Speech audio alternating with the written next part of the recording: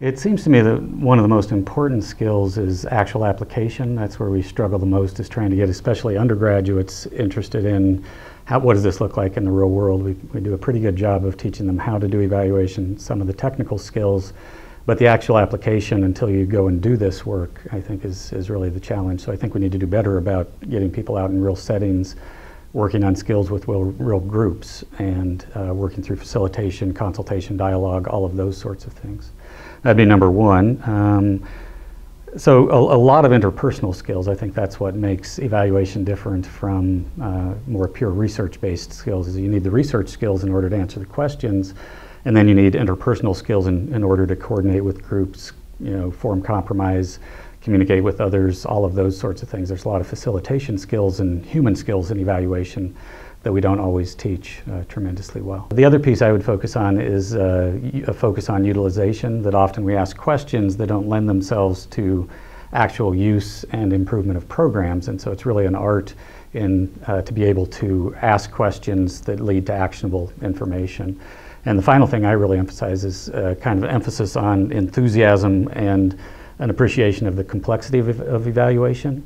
So a lot of students think it's boring at the outset. They think this is the worst class ever, and I try to tell them, social programs, all the programs that we try to create are tremendously complex and very challenging, and it's the great intellectual exercise of trying to figure out how we can do that better and really increase their enthusiasm about doing evaluation. So a lot of them end up more enthused about evaluation by becoming more interested in the social issues that they're interested in.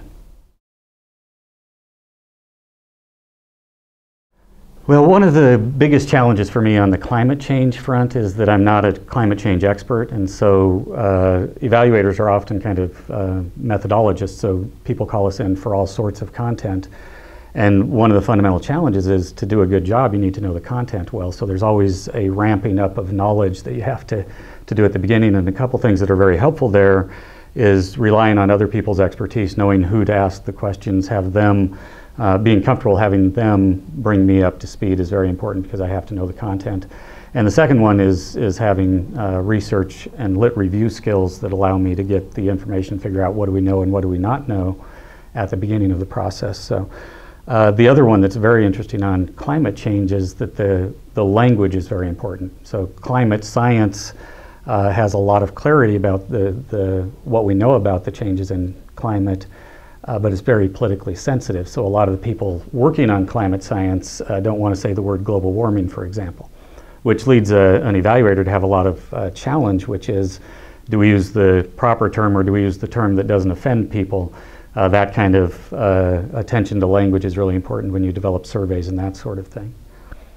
And then the final one is that in this particular work, there's a lot of potential for the evaluation to impact the implementation. So we are part of the implementation in some ways. The questions we ask cause people to think in a different way. And so we are part of the intervention, and we have to be very aware of that.